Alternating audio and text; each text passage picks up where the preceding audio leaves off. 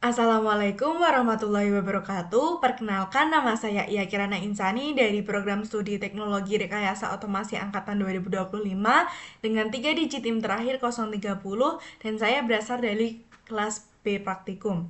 Nah, di video sebelumnya kita sudah belajar tentang algoritma pemrograman. Pada kesempatan kali ini, kita akan mempelajari lebih lanjut tentang dasar-dasar pemrograman. Untuk topik tersendiri adalah variabel dan operasi.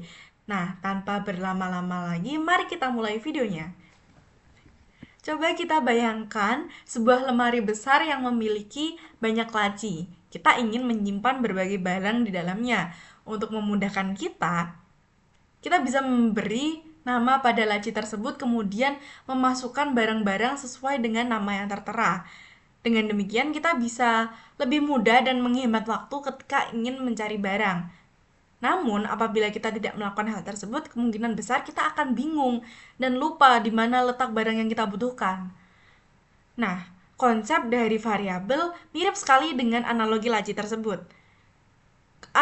Variabel Variabel adalah suatu wadah yang kita beri nama yang berisikan berbagai informasi yang berkaitan dengan nama yang telah kita berikan, yang bisa kita isi, bisa kita ambil isinya, atau bahkan kita ganti isinya dengan yang baru. Nah, sekarang saya akan menjelaskan variabel dalam sudut pandang pemrograman. Kita akan mulai lagi dengan kode ini, di mana ketika bendera hijau diklik, maka sprite akan bertanya nama, kemudian menunggu, dan kemudian menyapa pengguna dengan hello dan nama yang telah diberikan oleh pengguna. Nah, ketika kita ingin menggunakan jawaban dari yang kita dapatkan tadi, kita harus menyimpan jawaban tersebut ke dalam laci memori atau variabel. Nah, di kode ini kita akan menggunakan variabel answer untuk menyimpan nilai dari jawaban pertanyaan siapa nama Anda. Bayangkan kalau kita sedang membuat program di mana program tersebut akan menanyakan berbagai pertanyaan kepada pengguna. Tentunya kita ingin komputer mengingat berbagai jawaban dari pertanyaan yang berbeda-beda tersebut. Lalu bagaimana caranya supaya jawaban dari pertanyaan-pertanyaan tersebut bisa tersimpan? Nah, jadi untuk menjawab pertanyaan tersebut, kita bisa membuat variabel baru. Nah, bagaimana cara membuat variabel di Scratch? Kita akan menuju ke blok variabel, kemudian make a variable. Apa yang ingin kita simpan? Kita bisa menamai variabel ini sesuai dengan kebutuhan yang bisa memudahkan kita dalam mengingat. Nah, untuk saat ini saya akan membuat variabel dengan nama pengguna. Variabel ini akan saya gunakan untuk menyimpan jawaban dari pertanyaan siapa namamu. Nah, sekarang kita sudah memiliki variabel dengan judul nama pengguna. Yang bisa kita lihat di sini juga nilai dari variabel nama pengguna. Nah, selanjutnya saya akan mengambil blok ini. Kita akan klik nama pengguna sesuai dengan variabel yang sudah kita buat. Nah, yang terpenting dari bagian variabel adalah blok set variable to. Blok ini berguna untuk menentukan atau menyimpan sebuah nilai ke dalam variabel yang sudah kita buat. Misalnya di sini kita punya variabel nama pengguna. Kemudian saya ingin memasukkan nilai dari variabel answer ke dalam variabel nama pengguna. Nah, di sini berarti setiap jawaban yang kita dapatkan dari pertanyaan what is your name akan tersimpan ke dalam variabel nama pengguna.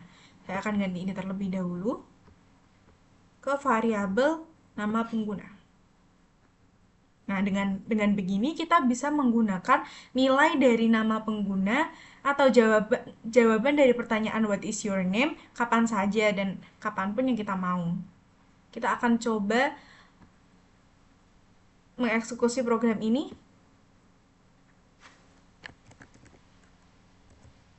Nah, di sini kita bisa lihat bahwa nilai dari variabel nama pengguna adalah sesuai dari jawaban yang kita dapatkan dari pertanyaan siapa nama Anda.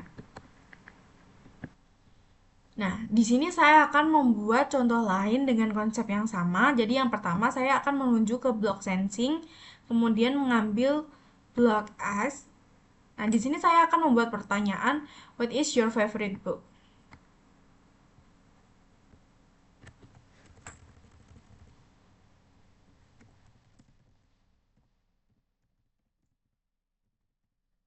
Kemudian saya akan menuju ke variabel dan membuat variabel dengan nama favorite book.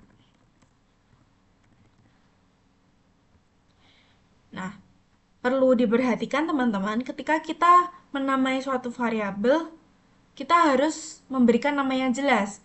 Seperti ini, ketika saya membuat pertanyaan what is your favorite book, saya akan menyimpan jawaban dari pertanyaan tersebut ke dalam variabel favorite book sesuai dengan isinya. Jadi sehingga kita akan lebih mudah untuk diingat kalau sewaktu-waktu kita ingin menggunakan variabel tersebut.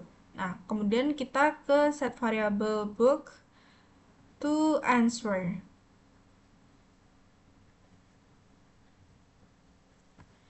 Kemudian saya ingin membuat kucing untuk mengatakan buku favoritmu adalah,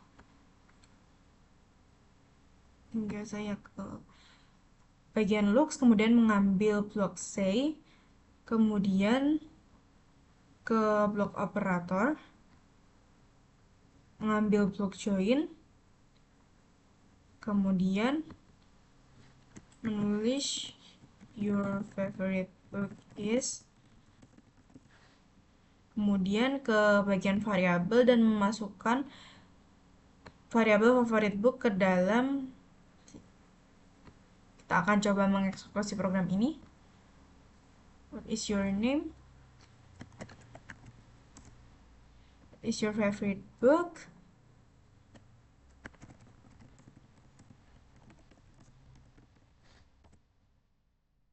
Nah, jadi nilai akan berubah sesuai dengan jawaban yang telah kita berikan. Sejauh ini kita baru menggunakan data yang berupa teks. Contohnya pada saat kita menanyakan nama pengguna dan juga menanyakan buku favorit pengguna. Tapi tentunya program tidak hanya bekerja dengan tipe variabel teks. Ada 3 jenis data yang akan sering kita pakai. Yang pertama adalah data string yang berupa teks seperti yang telah kita gunakan sebelumnya. Yang kedua adalah data tipe numbers. Nah, untuk tipe numbers ini akan terbagi menjadi 2, yaitu untuk bilangan bulat kita akan sebut sebagai data integer, kemudian untuk bilangan desimal kita sebut sebagai data float. Nah, untuk variabel yang ketiga, jenis data ketiga adalah data boolean. Nah, jenis data ini hanya memiliki 2 kemungkinan, yaitu true or false atau ya atau tidak.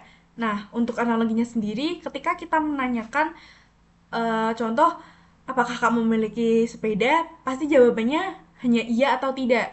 Nah, itu adalah analogi sederhana dari variabel boolean. Nah, di sini dengan konsep yang sama, saya akan membuat jenis variabel yang berisikan tipe data integer atau bilangan bulat. Saya menuju ke bagian sensing, ambil blok S, kemudian bertanya, how old are you? Kemudian ke bagian variabel, membuat variabel baru dengan nama users age atau nama pengguna.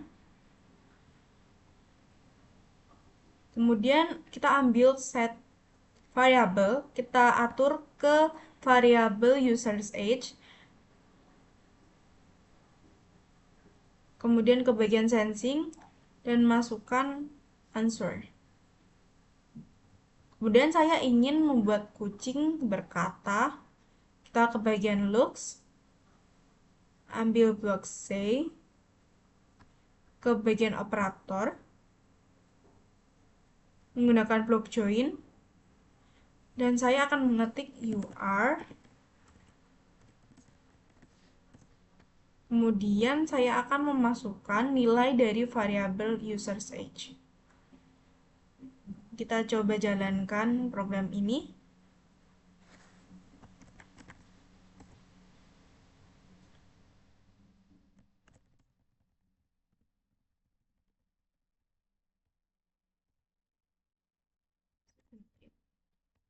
Nah, jadi nilai dari users age ini berupa bilangan bulat. Nah, sekarang kita akan fokus pada operasi yang bisa dilakukan pada variabel. Nah, jadi teman-teman, variabel itu bukan angka mati atau teks yang hanya bisa sekali digunakan. Justru variabel itu sangat fleksibel. Bisa diganti kapanpun dan apapun yang kita mau. Seperti di sini, kita menggunakan eh, block join untuk menggabungkan kata hello dengan nilai dari nama pengguna, variabel nama pengguna yang berupa tipe data string. Nah, demikian untuk variabel angka, kita bisa mengoperasikan variabel angka dengan operasi bilangan seperti tambah, kali, kurang, bagi, dan sebagainya. Atau bahkan kita bisa membuat variabel baru dengan memanfaatkan nilai dari variabel yang sudah ada. Nah, kita akan coba membuat variabel baru di sini. Kita akan menamai future user age. Nah, di sini saya ingin membuat nilai dari variabel future user age ini dengan memanfaatkan nilai dari user age, di mana saya akan mengambil block set, kemudian pilih future user age, kemudian saya akan ke bagian operator, mengambil operator plus, kemudian kembali lagi ke variabel dengan dan mengambil nilai dari user age plus 10. Kemudian saya ingin membuat kucing untuk menyatakan nilai dari future user age. Kita ke variabel operator. Kita ke bagian operator. Kemudian ke bagian join. Kita tulis in 10 years you would be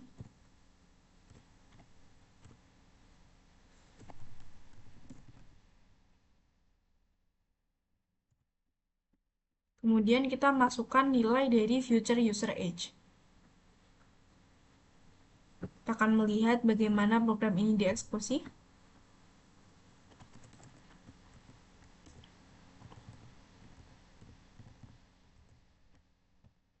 Mungkin oke.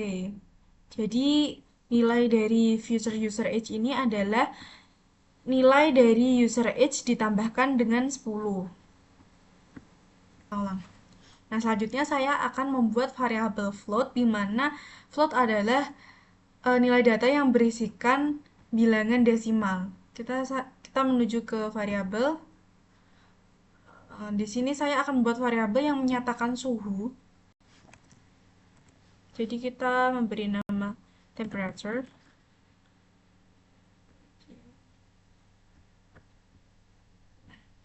Kemudian set variable to, kita klik temperature dan kita tulis 22,3 sebagai contoh. Kemudian ketika bendera hijau diklik, maka temperatur akan langsung tersetting ke 22,3. Nah, selanjutnya kita akan memulai membuat variabel di bahasa pemrograman Python. Nah, di sini kita menggunakan kode seperti kemarin. Untuk membuat variabel di Python cukup mudah, yaitu dengan menuliskan nama variabel sesuai kehendak kita, kemudian beri tanda sama dengan untuk mendeklarasikan nilai dari variabel tersebut. Karena di sini saya ingin menyimpan jawaban dari pertanyaan what is your name ke dalam variabel name, maka saya menggunakan fungsi input.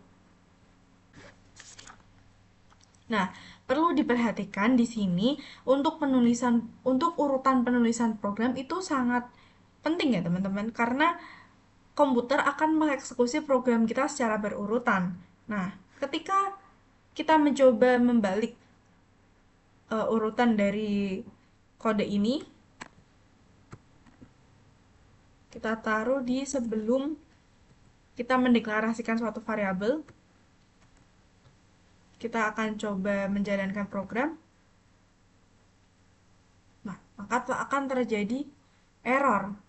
Karena di sini variabel nama belum didefinisikan, sedangkan perintah pertama adalah mencetak hello plus nama, sedangkan variabel nama belum dideklarasikan. Jadi ketika kita ubah baru akan berjalan. Kita coba lagi.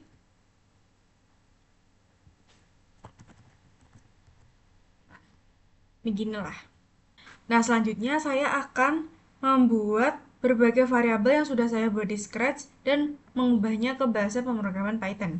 Yang pertama ada favorite book.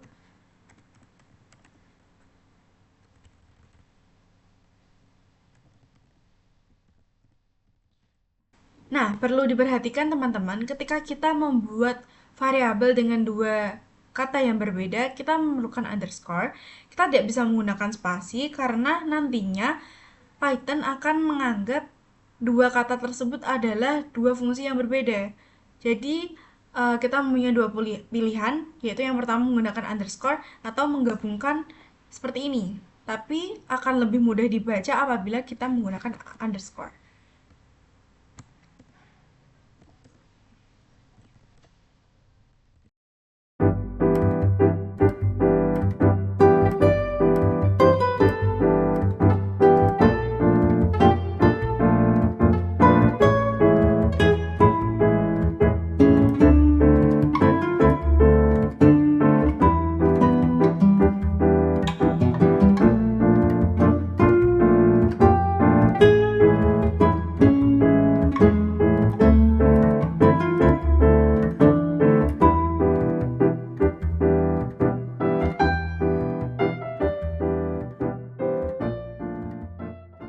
Nah, ini adalah hasil dari program yang sudah saya sesuaikan dengan program yang sudah saya buat di Scratch.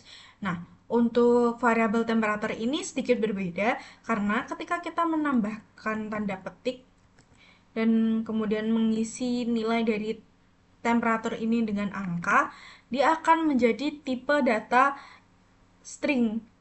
Namun, apabila kita membuang tanda petik, dia akan berubah menjadi variabel integer atau bilangan bulat. Atau kita bisa membuatnya menjadi tipe data float. Sudah.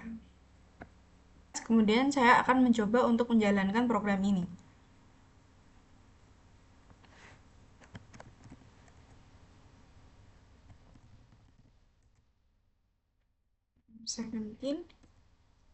Ternyata ada error di sini. Kita cek bahwa terdapat error di baris ke-8. Nah, kita cek di baris ke-6 karena baris ke-8 ini merupakan deklarasi variabel future age yang dimana melibatkan user age. Kita cek ke line nomor 6. Ternyata ketika kita menggunakan fungsi input dalam Python, Python akan mengeksekusi nilai tersebut ke dalam tipe string. Jadi, ketika kita menuliskan umur, Python tidak akan mengeksekusinya sebagai angka, misal di sini 17, tetapi sebagai dua karakter yang berbeda, yaitu karakter 1 dan 7. Jadi teman-teman, Python itu tidak bisa mengoperasikan dua tipe data yang berbeda. Kita bisa lihat contohnya terlebih dahulu. Untuk line kelima, kita bisa lihat your favorite book ini merupakan tipe data string, kemudian favorite book merupakan tipe data string juga. Ini bisa dieksekusi karena merupakan tipe data yang sama. Namun di sini Python mendeklarasikan user age sebagai data string dan kita ingin menambahkan dengan angka 10 di mana angka 10 adalah tipe data numbers atau tipe data integer. Nah, jadi tidak bisa ya. Nah, lalu bagaimana kita bisa tahu nilai yang sudah kita masukkan ini termasuk data apa? Nah, saya akan berikan contoh di bawah line ke-6. Saya akan menuliskan fungsi type, kemudian nama variabelnya. Jadi untuk menampilkan tipenya, kita menggunakan fungsi print.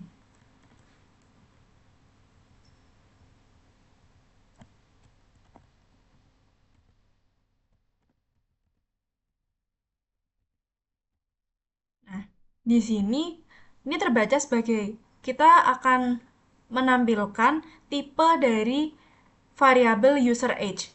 Kita akan coba running.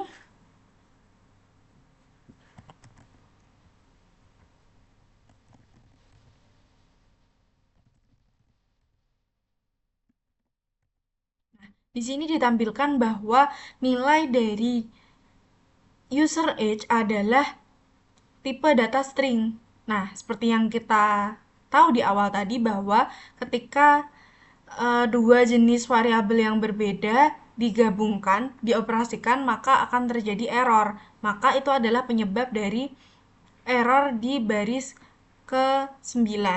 Nah, lalu bagaimana cara kita memperbaiki error ini? Kita lihat errornya di line berapa. Ini di line 9, di mana line 9 ini menyatakan nilai dari future user age yang merupakan nilai dari user age ditambah 10. Nah, user age ini merupakan tipe data string, sehingga dia tidak bisa ditambahkan, dioperasikan dengan tipe data integer. Nah, jadi kita harus mengubah user age ini menjadi nilai integer dengan cara kita ke lain yang mendeklarasikan variabel username, kita tulis int, di mana dia adalah kode dari data integer. Kemudian kita coba running.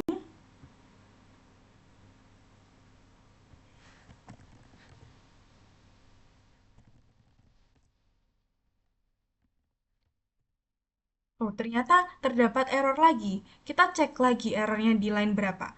Ini ada di line 8 yang menyatakan print UR yang merupakan data string ditambah user age, kemudian ditambah years old yang merupakan data integer. Di sini errornya karena dia merupakan user age ini masih merupakan data integer, sedangkan integer dan string tidak bisa dioperasikan bersama-sama. Jadi kita harus mengubah tipe data user age terlebih dahulu ke tipe data string. str merupakan kode dari string. Kemudian kita coba jalankan lagi.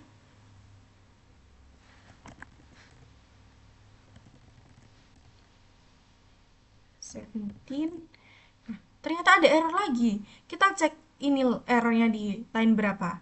Ini tertulis line 10. Line 10 print in 10 years you will be merupakan data dengan tipe string, kemudian dioperasikan dengan data tipe integer. Jadi ini terjadi error. Maka solusinya adalah mengubah integer menjadi string. Kita tulis str.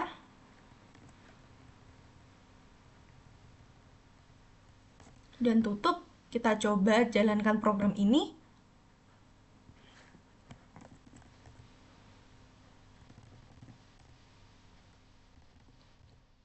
Nah, jadi di sini program sudah bisa berjalan dengan baik karena kita sudah berhasil mengubah tipe data dan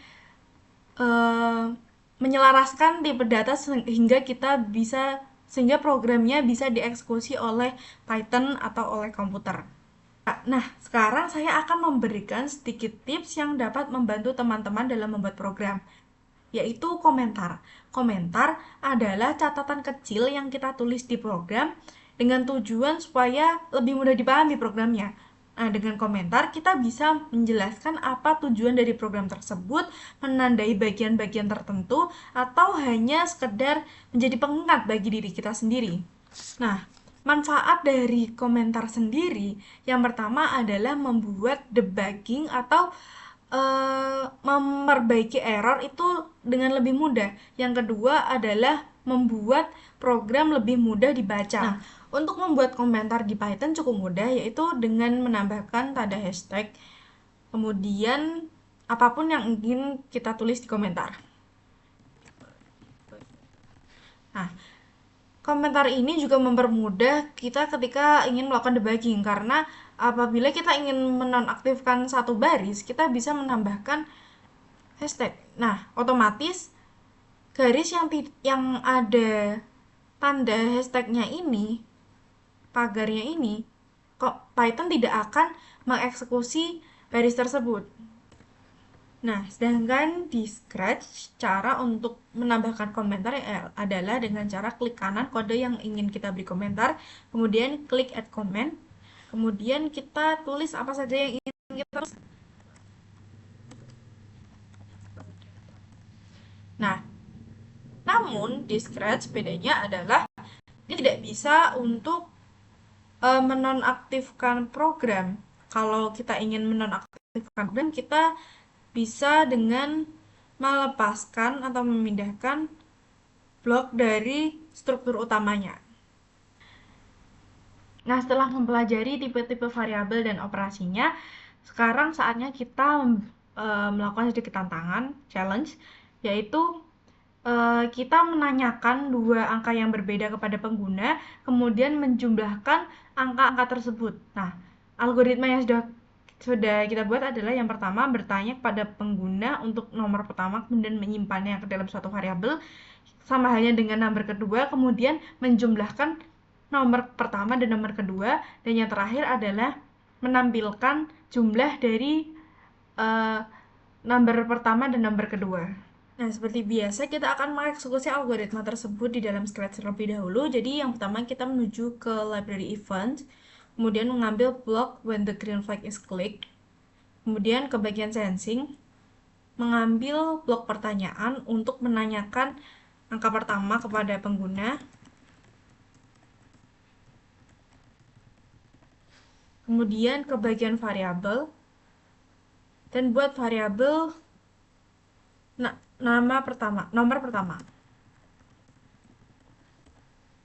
Oke, kemudian set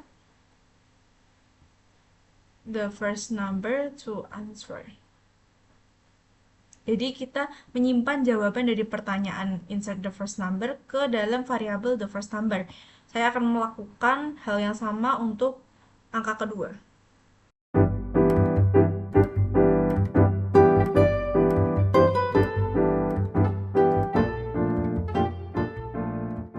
Misi kita pada kali ini adalah menjumlahkan nilai dari variabel pertama dan variabel kedua. Jadi, saya akan membuat variabel baru dengan nama sum. Tahu juga.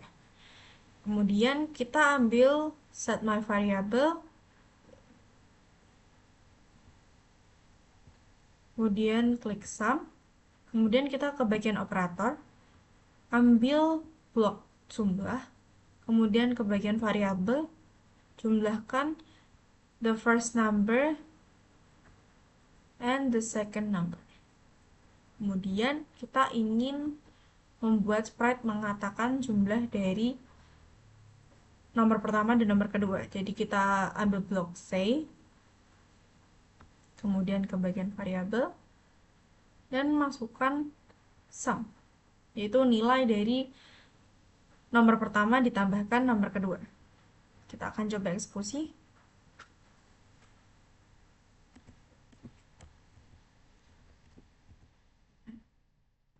Demikian adalah challenge yang sudah kita lakukan di Scratch.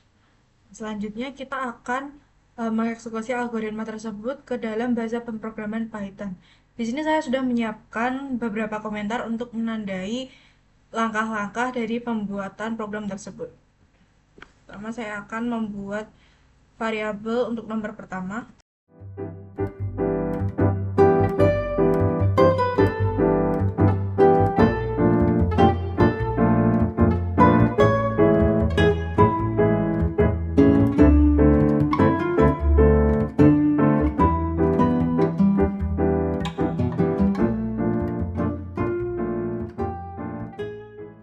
Di sini kita akan mencoba menjalankan program yang sudah kita buat.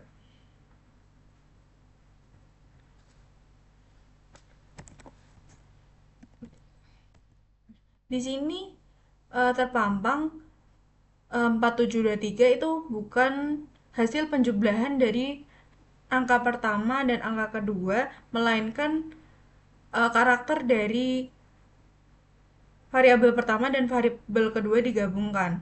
Ini terjadi karena semua data yang masuk adalah tipe data string, jadi tidak akan dilakukan operasi. Untuk itu, kita ubah menjadi data integer.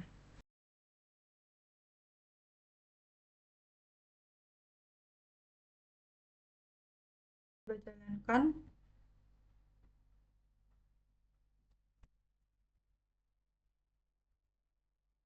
Terjadi error di baris ke-8 karena kita lihat di baris ke-8 yaitu perintah untuk menampilkan kata the sum is dan nilai dari sum. Di sini terdapat error karena the sum is merupakan jenis data string dan sum merupakan jenis data integer. Jadi kita harus mengubah sum ini ke tipe data string terlebih dahulu.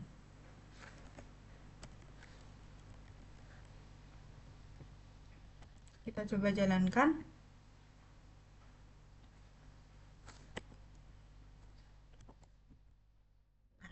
Jadi beginilah hasil penjumlahan yang telah kita lakukan. Setelah menyelesaikan tantangan pertama, selanjutnya kita akan menuju ke tantangan kedua karena semakin banyak berlatih akan semakin mengasah skill kita. Nah, pernah gak sih kita merasa kalau waktu itu cepat banget berlalu atau cepat banget habis? Padahal kalau dihitung-hitung kita semua orang dapat 24 jam satu hari. Nah, di tantangan kali ini kita akan membuat program sederhana untuk menghitung berapa jam yang benar-benar tersedia setelah dipotong waktu tidur, waktu kerja, dan aktivitas yang lain. Nah, sebelum menulis kode, ada baiknya kita membuat algoritma terlebih dahulu untuk memudahkan kita dalam eksekusi nanti. Nah, untuk step by step-nya sendiri, yang pertama adalah menanyakan waktu tidur pengguna kemudian menyimpannya di suatu variabel. Yang kedua, menanyakan waktu kerja pengguna kemudian menyimpannya di variabel lain. Yang ketiga, bertanya kepada pengguna tentang berapa lama mereka beristirahat kemudian menyimpannya di variabel lain. Yang keempat, menghitung mengkalkulasikan jumlah waktu yang tersedia yaitu dengan rumus 24 dikurangi variabel yang berisikan jam tidur pengguna, kemudian variabel yang berisikan jam kerja pengguna dikurangi variabel yang berisikan waktu beristirahat pengguna kemudian dikurangi 3. Nah, setelah itu kita akan menampilkan hasil dari komputer perhitungan ini. Nah, untuk langkah yang kedua, kita bedakan untuk hari kerja dan hari libur atau weekend. Karena kita akan mengkalkulasinya dalam satu minggu. Nah, yang pertama, step 1 sampai 2 kita masih menggunakan variabel yang sama dengan step sebelumnya. Kemudian yang ketiga, kita akan bertanya kepada pengguna tentang waktu mereka bersantai di hari kerja. Kemudian selanjutnya bertanya kepada pengguna tentang waktu mereka bersantai di weekend atau hari libur. Nah, selanjutnya kita akan menghitung jam yang tersedia, yaitu yang pertama menggunakan rumus 24 dikurangi variabel sleeping hours atau jam tidur, kemudian dikurangi variabel jam kerja, dikurangi variabel yang berisikan jam pengguna untuk beristirahat di saat weekday atau hari kerja, kemudian dikurangi 3. Kemudian untuk yang weekend yaitu menggunakan rumus 24 dikurangi jam tidur pengguna dikurangi jam istirahat pengguna di akhir pekan atau di hari libur, kemudian dikurangi 3. Nah, untuk totalnya, untuk total satu minggu yang untuk total waktu satu minggu yang bisa dipakai pengguna yaitu dengan cara 5 dikalikan available hour per weekday itu merupakan komputasi dari ini 5 karena jumlah hari kerja ada 5 kemudian ditambahkan dengan 2 dikali waktu hasil dari komputasi ini kemudian dikalikan 2 karena weekend ada 2 hari kemudian untuk step terakhir adalah menampilkan jam yang tersedia setiap minggunya untuk pengguna. Yang pertama saya akan mendemonstrasikan algoritma tersebut di dalam software Scratch yaitu dengan menggunakan blok.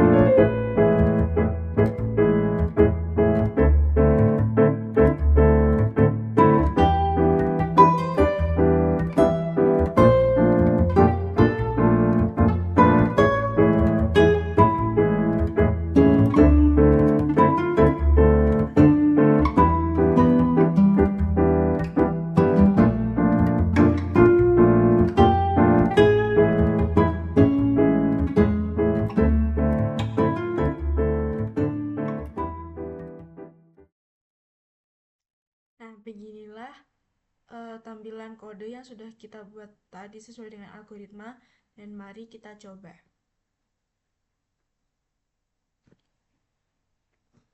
Save for.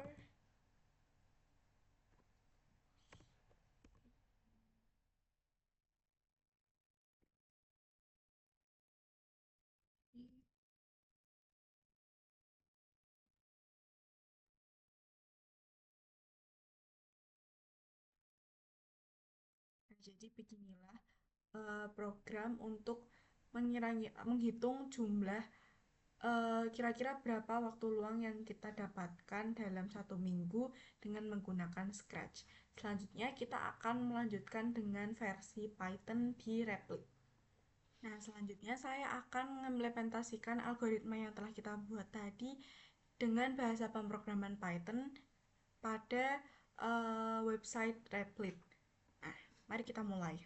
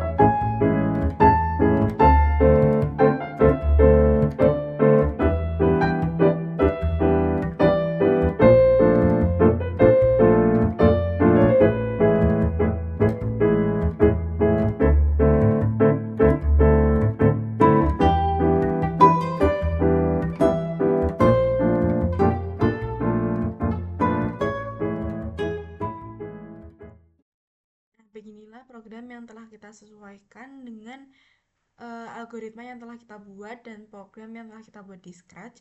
Mari kita coba jalankan.